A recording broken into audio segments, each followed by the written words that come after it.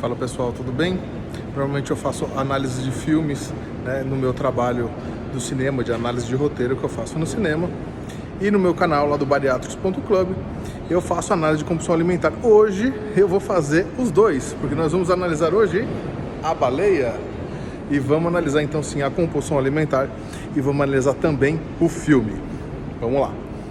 Olá, sejam bem-vindos aqui nessa explicação sobre o filme A Baleia. Como prometido, eu fico feliz de fazer essa análise porque normalmente eu faço análise de roteiro e análise dos personagens em festivais de cinema no mundo todo, né, para vários roteiristas, e no meu canal, no bariatricos.club, eu tenho um curso sobre compulsão alimentar, sobre saúde mental, né, na obesidade, que eu falo também sobre tudo que se abordou no filme, né, que é um curso que chama Só Bariátrica Não Resolve. Então, a baleia eu consegui fazer aí uma dupla análise. Então, essa análise aqui vai servir tanto para psicanalistas, psicólogos, psiquiatras, né, as pessoas, os profissionais, para entender toda esta compulsão. Vamos fazer análise em relação também ao filme em si. E vamos fazer também para quem é o obeso, quem é o compulsivo, entender também como que pode se livrar dessa compulsão, tá? Então vamos lá. Primeiramente, o filme ele é um filme sobre culpa, tá? O ponto pivô de todo o filme, que amarra todos os personagens, é a culpa, tá? Começando ali pelo Charlie, onde que o Fraser fez um trabalho brilhante mesmo como ator. Você merece todos os prêmios que está recebendo aí mesmo, foi brilhante. Ele que passou na sua vida pessoal por algo parecido, ele começou a se machucar nos filmes de ação, não era mais chamado, não conseguia mais atuar, e aí engordou muito, entrou exatamente nessa relação de culpa e autossabotagem, tá? Então, ele conseguiu trazer uma verdade muito grande para o personagem, e isso foi bacana, foi colocar isso na mão certa, acho que foi a melhor atuação dele. Bom, o filme, então, como eu disse, ele é amarrado pelo pivô da culpa. Todos os personagens. O Fraser tem duas culpas, né? O Fraser... O Charlie, o principal, ele tem duas culpas. Ele já está numa condição de obesidade mórbida, né? O filme se passa em uma semana, vai contando ali, né? Segunda, terça, quarta, vai mostrando ali. E nessa semana vai mostrando ali toda a relação que ele tem com essa culpa. Então, quais são as duas culpas que ele tem? Primeiro, a morte do namorado e o que ele deixou a filha dele, né? A Ellie. Então, o que aconteceu, né? Quem não quiser spoiler, vai ser impossível ver esse vídeo, mas aconselho que quem já viu, veja esta análise, volte no cinema, veja de novo. E quem ainda não viu, pode ver a análise e vai no cinema, que vai ter muito mais percepções e muito mais aprendizados. Então fica esse parênteses aqui. Então o que acontece? Ele deixa a filha dele aos 8 anos de idade, ele casa, né, com a Mary, tem a Ellie, e deixa ela aos 8 anos de idade para viver um grande amor com Alan, que é... Aí ele deixou essa filha e não retorna para cuidar dessa filha. Ele vai viver esse grande amor. E esse grande amor, ele era de uma igreja chamada Nova Vida, que tem um papel simbólico muito importante na história toda, que ela vai fazer exatamente o papel da castração, né? Então ele perde esse namorado morre, e aí depois da morte dele, ele começa a obesidade mórbida, ele começa uma compulsão alimentar, ele literalmente desiste da vida, né? É importante entender esse desiste da vida, porque vai mostrar alguns pontos de esperança, onde está a esperança de continuar vivendo, e aonde ele desiste de viver, pelo que o filme percorre. O filme de uma visão leiga, ele percorre em volta da culpa em relação à filha, né? E ele fica ali todo minuto tentando reconquistar essa filha de uma forma muito bem representada, de uma forma submissa. Por que é muito representado? O filme, ele segue exatamente uma análise técnica da sequência emocional do Freud. Ele vai percorrer ali o desejo, frustração, a hostilidade, a destruição, a culpa, a autossabotagem e a reparação. Ele vai mostrar todos os estágios. Esse filme ele mostra todos os estágios, todas as faces da sequência emocional. Aliás, esse filme ele tem uma função social extraordinária, me tocou de forma muito positiva, sem esse lance comercial de vou dar um brinde para você comprar, não sei o que, sem essa. Eu vou deixar um curso totalmente gratuito sobre culpa, tá? Que eu explico toda a sequência emocional, que é sobre o que o filme percorre. Eu vou deixar de forma gratuita, é só acessar lá, faz o curso, não tem venda de nada, tá? Não tem jogada de entrega para uma comunidade, tá lá, é só assistir e que faça bem para você.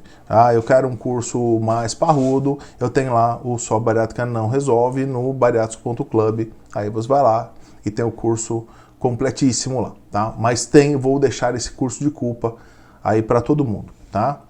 Então, o que essa sequência emocional, o que o filme mostra dentro dessa sequência emocional? Olha a primeira lógica, que é a lógica principal do filme. Tento reconquistar esta filha que está revoltada, que mostra uma revolta com ele enorme, né? Que está sempre brava, está sempre agressiva com ele, ela mostra até uma certa crueldade, né? Com ele, com outras pessoas, que ela projeta isso em outras pessoas. A mãe fala isso dela, né? Ele percebe, é perceptível no filme, mas que não tem um exagero ali. É importante para a narrativa do filme, tá? Por que ele tenta reconstruir essa relação com a filha e buscar o perdão dessa filha? De uma forma leiga, alguém de uma forma leiga que viu o filme, vai entender que ele recebe o perdão da filha e aí ele, então, pode morrer, né? Ele pode ir embora por causa desse perdão. Mas vamos entender o seguinte, vamos supor que o namorado não morre. Então, assim, qual é a lógica que aí, por isso que é importante a igreja ali, tá? Essa nova vida, fazer o papel da castração, tá? Fazer o papel de que, olha, o homossexualismo não é permitido, não pode, e aí tem a morte do Alan, né? A morte do namorado, e aí, então, qual que é a lógica que ele tem? Eu larguei a minha filha para ficar com o Alan. Ele morre. E aí ele entende que isso é uma punição.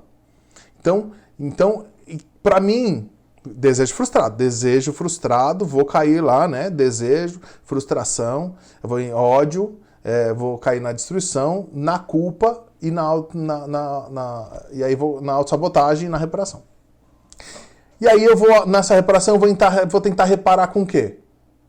Com a filha. Porque se ele não tivesse morrido, a pergunta é, será que ele estava querendo reparar com a filha?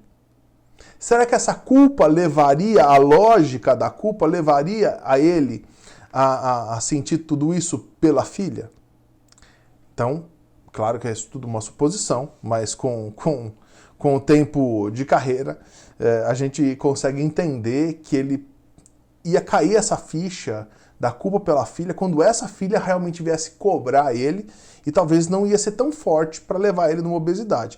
Então, né, linha do tempo, ele se torna um obeso mórbido depois da morte do Alan e não depois de ter deixado a filha.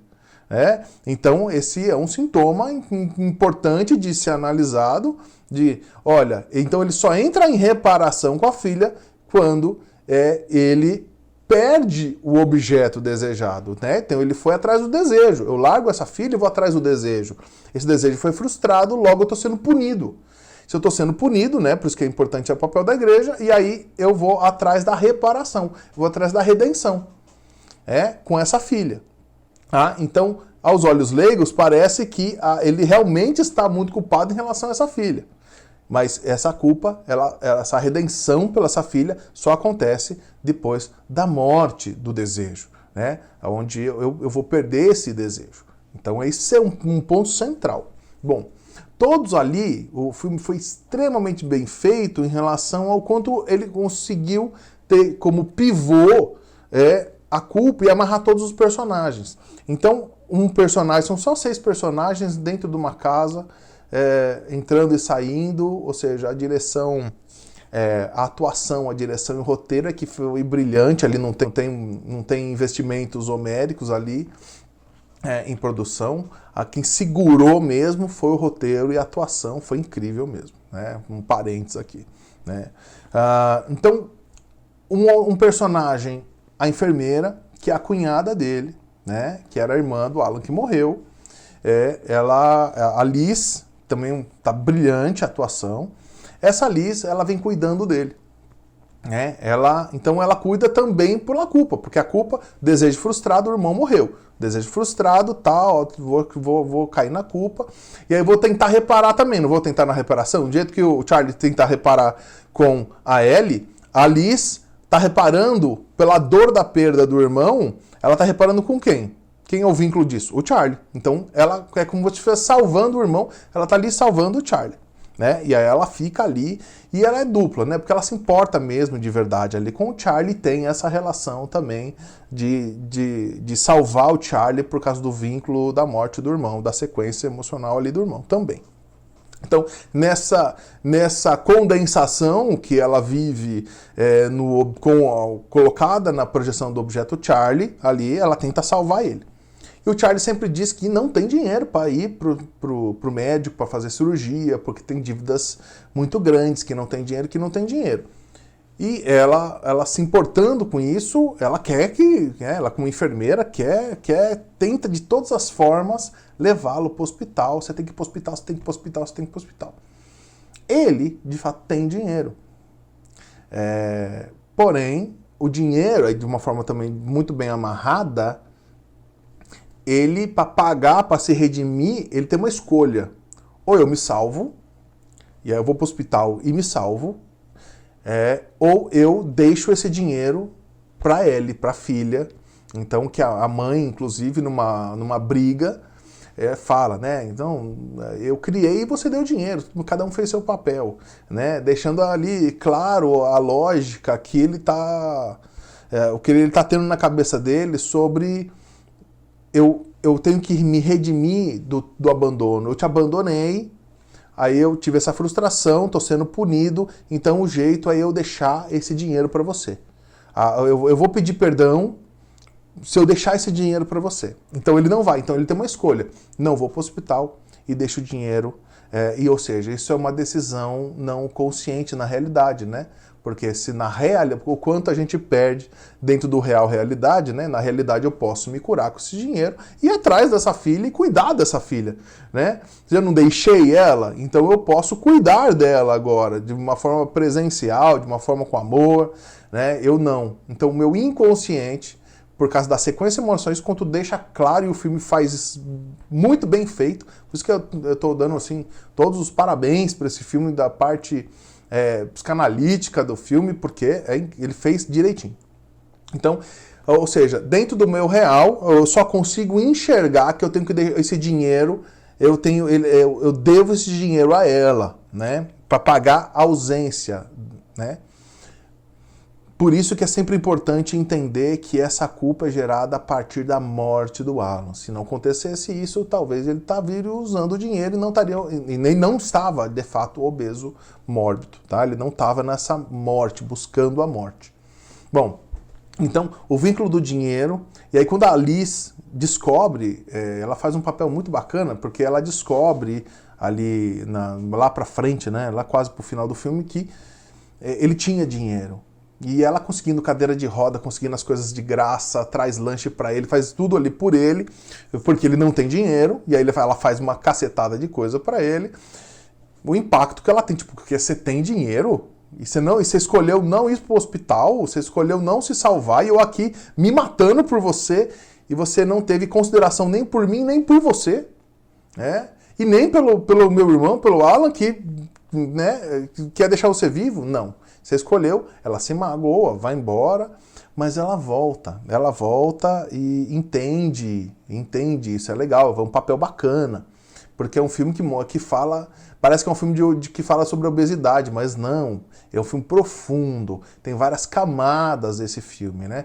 E na segunda camada, que é a parte filosófica, que fala exatamente sobre esta culpa e redenção, né? Fala assim, olha, então essa busca do perdão, e ela fica pé da vida, mas ela vai dar esse perdão para ele. Fala, entendo, tudo bem, né? Entende que ele vai morrer em uma semana. E ela poderia, ok, ficar pé da vida e deixar ele morrer e acabou. Não, ela retorna ali e dá um perdão para ele sobre isso. Tipo, ó, entendo. Isso é bacana, uma posição legal dessa personagem. O filme, ele abre, é muito bacana, um ponto importante para todo obeso e de todas os pontos da obesidade, todas as suas fases da obesidade, mesmo ainda que não é mórbida, tá? A primeira cena do filme, ele abre, que ele é um professor de literatura, então ele abre o filme dando aula pelo computador, né?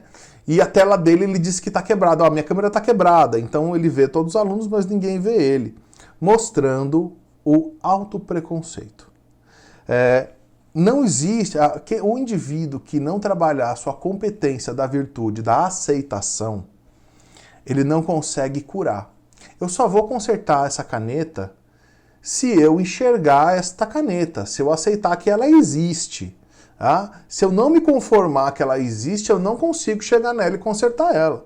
Tá? Então, a primeira coisa, né, porque tem já na linguagem social, tá dizendo que eu vou sofrer esse preconceito. Eu tive 190, antes da bariátrica, eu tinha 198 quilos e fui retirado de poltrona de avião, sofri preconceito, quebrar cadeira, essa coisa toda, passei por isso, passei por essas coisas todas, e o nosso orgulho não deixa a gente querer lidar com essas coisas, né? Porque o certo é aceitar que eu tô nessa condição, lidar de forma cômica, né? Trazer a comicidade ali sobre isso, trazer o bom humor, a virtude do bom humor, e lidar com isso, resolver a coisa, assumir a responsabilidade. Mas por que a gente não consegue fazer isso antes de um tratamento terapêutico? Por quê? Porque eu estou mergulhado nessa culpa, é o que o filme mostra. Mergulhado nessa culpa, eu estou numa autossabotagem. E aí eu fico, né, junto com isso, eu não consigo aceitar aquela condição. Eu recebo o preconceito do outro, e como o outro constrói o sujeito, esse sujeito está dizendo para mim mesmo, olha, o quanto a gente consegue ser preconceituoso com nós mesmos, né? Então, o primeiro passo que a gente tem que fazer é parar de ser preconceituoso contra nós mesmos, né? Esquecer esse olhar do outro, elevar essa consciência e falar assim, ok, eu tenho esse peso, eu tenho esse corpo é o corpo que eu tenho atualmente, então eu posso mudá-lo. Agora, se eu ficar me criticando, se eu continuar com o chicote nas minhas costas, pegando com base, né, a linguagem apresentada no senso comum, de que eu vou sofrer esse preconceito, ele, na realidade, ele não é isso, né? Ele é muito menor do que dentro do nosso real. Do nosso real está muito mais pesado, ele é muito mais maior de grande do que na realidade. Né? Na realidade, as pessoas não se importam tanto assim com o seu peso. Elas podem ter, sim, alguns preconceitos, existe a gordofobia, isso é sério, mas na nossa mente é sempre maior. É maior ainda, e aí a gente vai tendo preconceito sobre nós mesmos e não resolvemos a coisa. Então, é muito bem já apresentado o filme, abre a primeira cena, já mostrando essa não aceitação, né, para evitação da gordofobia, mas a não aceitação, o autopreconceito que ele tem sobre si mesmo também, tá? Aí evitando se colocar na sociedade, se colocando se expor. Então ele vai se isolando, se isolando, se isolando, que é um efeito, uma cascata da pulsão de morte, onde vai piorando muitos os sintomas da compulsão alimentar, da obesidade, né, da autossabotagem. Né? Esse é um efeito cascata muito ruim que acontece quando a gente quando sofre não enfrenta o preconceito do outro e o nosso autopreconceito. Bom, a segunda cena também é simbólica muito forte, que ele já está ali, então mostra essa cena da tela, que ele está com a tela fechada, e já vai para a cena dele se masturbando com um filme de dois homens, mostrando ali não só o homossexualismo, não, está mostrando em relação do desejo. Tá? Então ele está falando, esse é o meu desejo, está representando o desejo, tá? Que foi frustrado. Que eu falei que, olha, eu só estou ali curando a minha culpa com a minha filha, porque o desejo, que eu fui atrás do desejo, né? Então ali está representando o desejo, tá? Não só o desejo sexual, tá? Mas o objeto desejo que ele foi atrás ali de cobrir uma X falta, que não deixou claro em relação a pai ou infância, isso não mostra no filme, mas mostra que ele foi atrás desse desejo. Então mostra que ele ainda está parado ali. Onde eu estou parado? Eu estou parado no meu desejo frustrado. É aqui, eu travei aqui. Eu não consegui aceitar a morte do meu namorado. Né? Então está mostrando ali, esse ponto representa isso. E aí mostra de forma simbólica, muito bem feita, numa cena rápida, mostra tudo isso. O desejo e mostra a castração do desejo, mostra o nome do pai. Que vem ali, em nome do pai, vem quem? O samaritano. Né? Mostra, porque ele é interrompido na masturbação. Ele está se masturbando e alguém entra e ele é interrompido. Tá? Essa interrupção depois vem mostrar que tem uma relação com a Igreja Nova Vida, que está representando ali o castrador, né? O nome do pai, o totem tabu. A gente pode percorrer por todos os sistemas do superego, totem tabu, o nome do pai, pode percorrer por isso, em relação a essa nova vida, né? Dessa igreja da missão. E quem faz esse papel, que de novo está muito bem amarrado, porque o namorado era dessa nova vida, a Liz, que era irmã né, que é a cunhada, que é irmã do namorado. Aí aparece o Thomas. O Thomas é um missionário que aparece lá e tentando, e a Liz recebe ele muito mal. Você é da nova vida? Manda ele embora, porque entende que o culpado da morte do Alan e desse cara tá assim obeso é a nova vida. É a castração que a igreja colocou, né? É o preconceito que a igreja colocou, e aí aconteceu tudo isso aqui, tá? Então, sai daqui, como representando ali a castração da igreja. Ele continua voltando, ele não desiste, ele continua voltando. E aí, agora adiantando um pouco, né? Não estou na sequência, a Ellie, a filha do Charlie, começa ali a frequentar a casa, e uma hora ela dá uma coisa pro Charlie, umas pílulas para ele dormir, e aí ela vai falar com o Thomas e descobre que ele, na verdade, ele consegue revelar, porque ela dá uma maconha pro cara, tira umas fotos meio com ameaçadora, eu tô te ameaçando que eu tenho essas fotos, né? Eu tenho ali chantageando ele. E aí ele fala para ela que, na verdade, ele tá fora das missões da igreja, mas ele tem uma missão pessoal de que ele tem que salvar uma pessoa, porque ele tem a culpa, e aí de novo tá todo mundo amarrado pela culpa, tudo muito bem amarradinho, né? Por causa da igreja, a igreja matou, a igreja vai perdoar, tá amarrado da culpa, e ele tá amarrado também em relação à igreja, então, ou seja, é tudo amarrado em relação à castração e à culpa e à redenção, tá? E tá tudo ali envolvido. Superego, totem, castrando, desejo frustrado, autossabotagem, reparação. Tá tudo muito amarrado, todos os personagens estão amarrados nessa coluna aqui, tá? Da sequência emocional. Então ele rouba o dinheiro da igreja, né? Os pais eram da igreja, ele era da igreja, e aí ele rouba $2.000 e tantos lá, e ele foge. Ele foge com culpa, ele foge. E ele não pode voltar, na cabeça dele, ele não pode voltar para a família por causa dessa culpa. A Ellie acha, e aí o Charlie e a Mary, que é a ex-mulher, acham que ela é muito cruel, e acha até que ela fez isso de forma cruel. Ela procura os pais dele e no Facebook, ali, não lembro como que ela achou ele, expôs ele, e aí tem uma parte do filme lá cara, eu vou voltar nessa parte, porque eu tenho que contar uma parte antes. Ele tem ainda uma esperança de vida? Tem. Aonde que, como simbólico, ele mostra essa esperança? Ele coloca umas maçãs, que é relação maçã, desejo. Ele coloca umas maçãs para um passarinho vir comer na janela, representando assim que ele tem uma esperança de vida.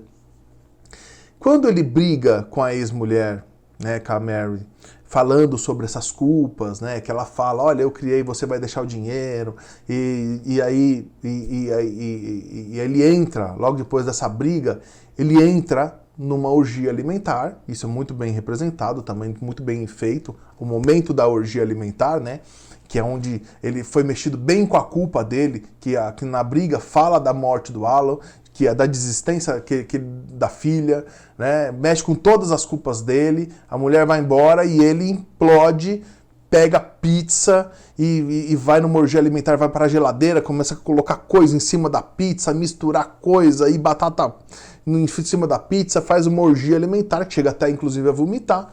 Nessa hora, antes disso, ele vê o quê? O que dispara, o clique de parte simbólica, Briga, depois da briga, ele olha para a janela e o pratinho está quebrado, representando a quebra da esperança dessa vida.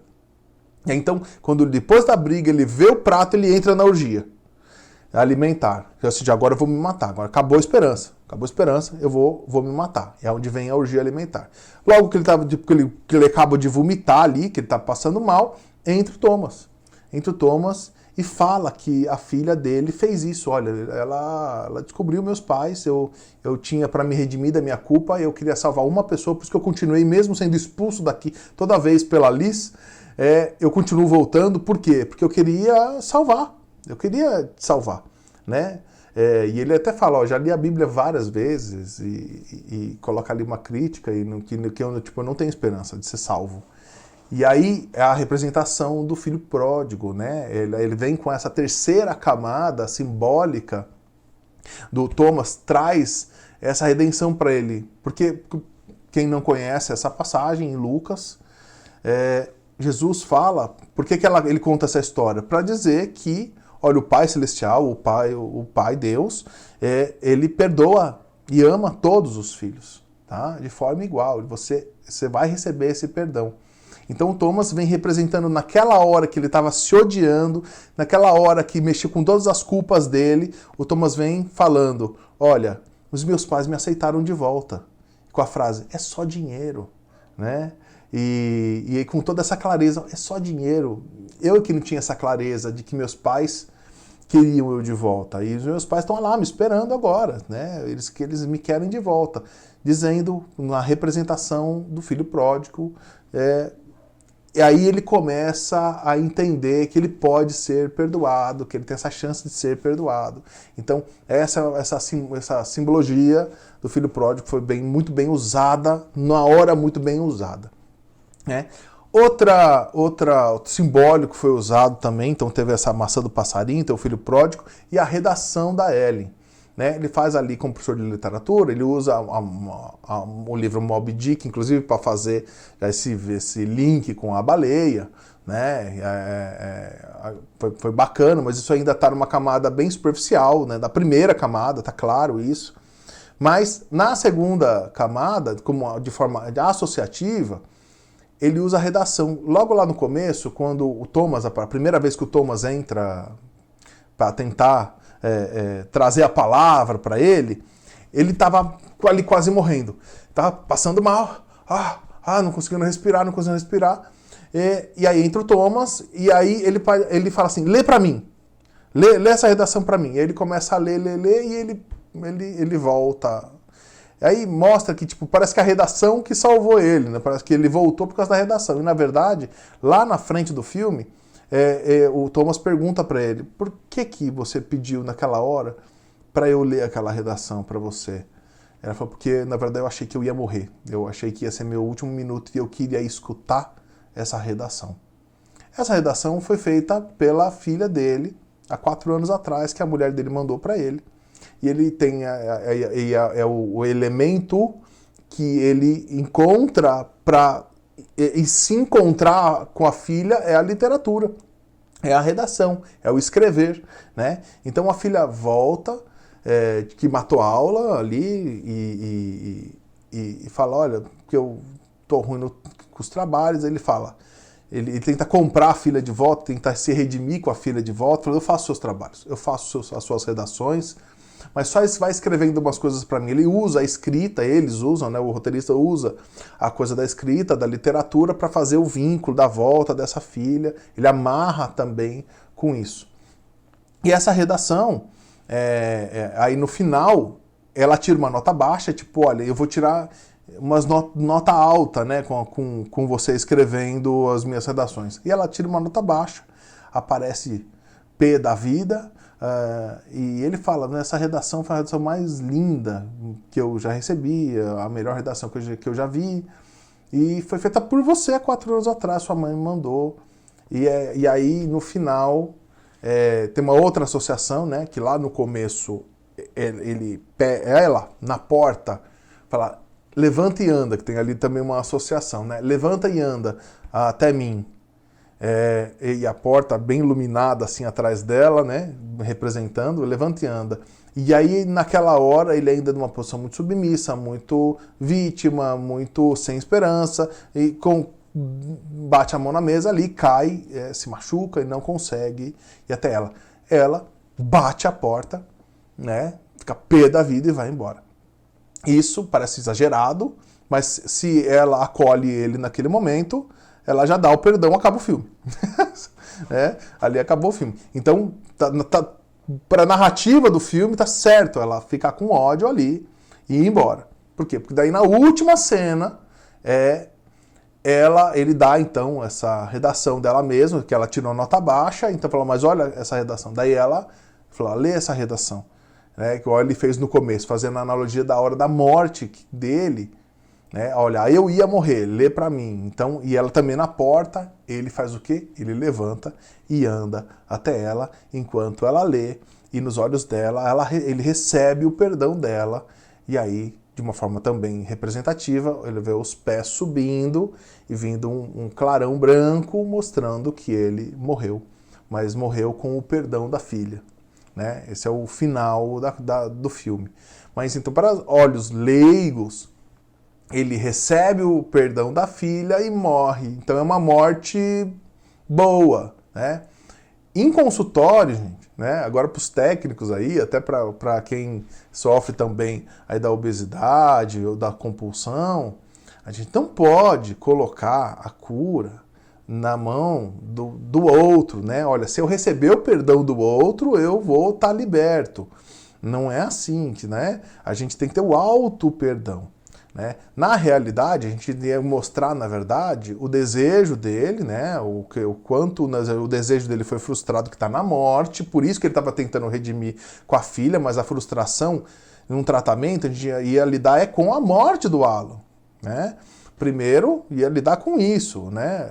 O quanto ele está numa sequência emocional porque ele não aceitou a morte, ou ele não consegue lidar com a eternidade e não elaborou o luto do Alan. Por isso que ele entrou nessa cadeia toda e ficou achando que... Então, aos olhos leigos, a cura tá na filha, não tá na morte, né? Eu não lidei com a morte, por isso que eu entrei nessa cadeia, achei que eu estava sendo punido, estava tentando curar a filha, né? Tentando pedir o perdão para a filha, porque eu estou sendo punido pela morte dele. Então, o primeiro passo era lidar ali com isso.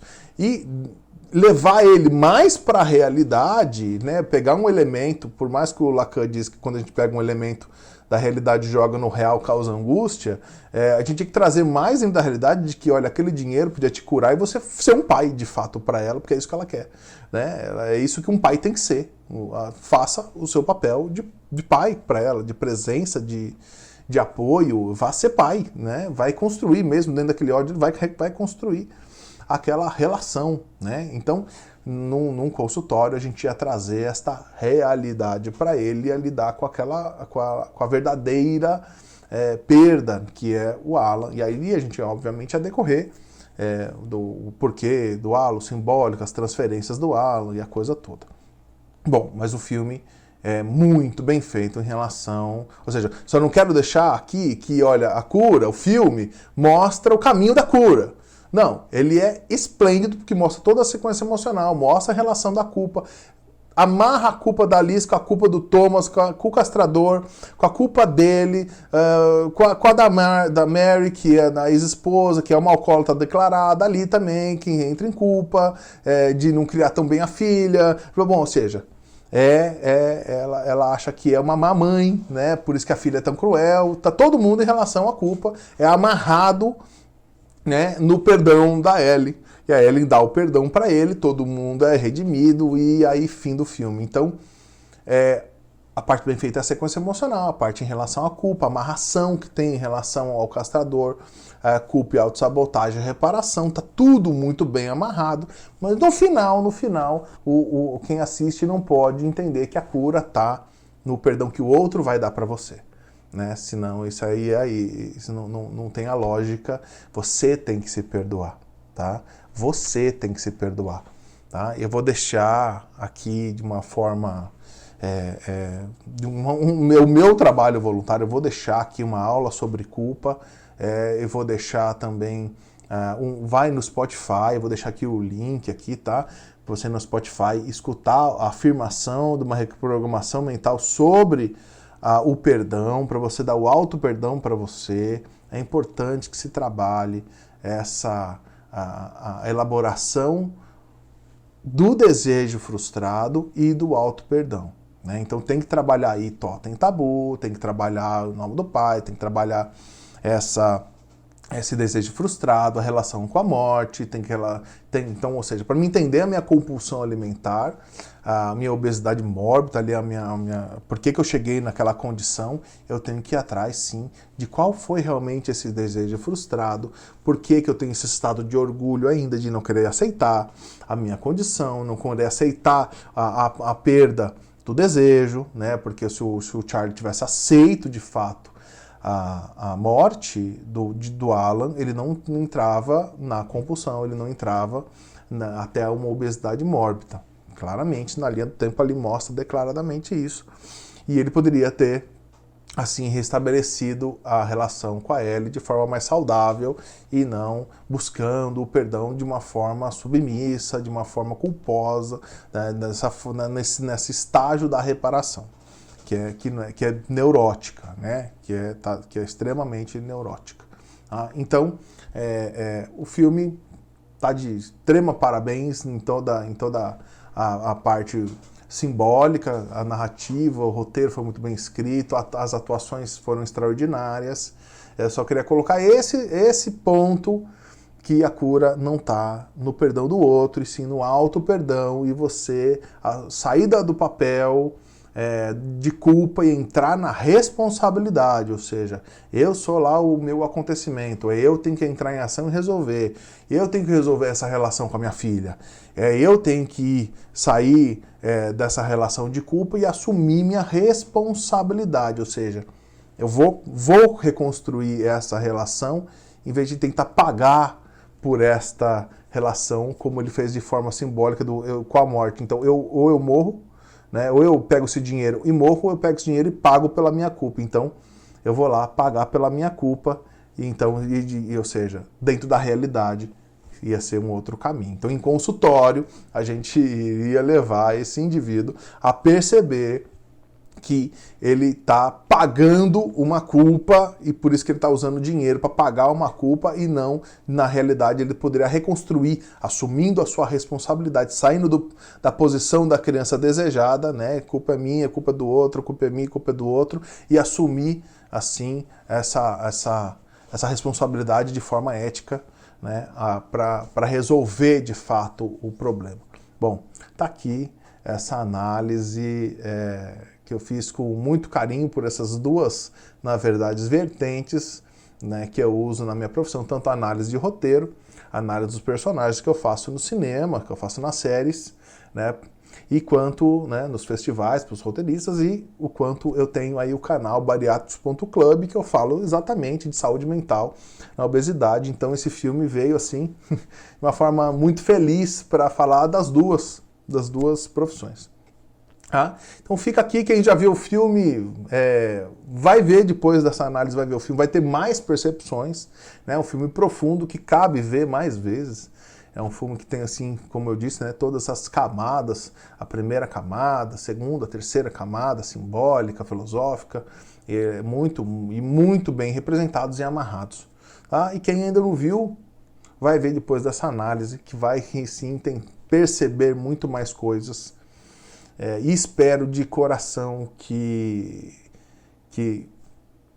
para quem é profissional, entenda, vá buscar. Eu vou deixar também livre aqui o curso da sequência emocional para estudar a sequência emocional, que é uma matéria fundamental em Freud, que depois todos os autores, né, Melanie Klein, o Lacan, todo mundo usou essa sequência do desejo, da frustração, do ódio, da destruição, da culpa, da autossabotagem, da reparação, essa sequência emocional, que é um esqueleto ali, uma coluna da psicanálise fundamental de entender. Então, profissionais para entender isso e para quem, né, é obeso, que sofre com compulsões não só alimentares, mas com todos os tipos de compulsão, para entender a sua carência afetiva, para entender porque entra em sintoma, em inibição, em angústia, né? Por que entra nisso, e aí acaba na compulsão, aonde pode encontrar o seu pivô, aonde está a sua culpa, aonde está o seu desejo frustrado e aonde está o seu orgulho, a sua não aceitação, e aí tem que trabalhar a aceitação, tem que trabalhar a sua brandura, a sua paciência, a sua perseverança, tem que trabalhar e sair da posição da criança desejada e resolver o que dá para resolver e o que não dá para resolver, aceitar. Esse filme mostra muito bem isso. Espero que aqui eu deixei claro esses caminhos também. Até a próxima. Obrigado.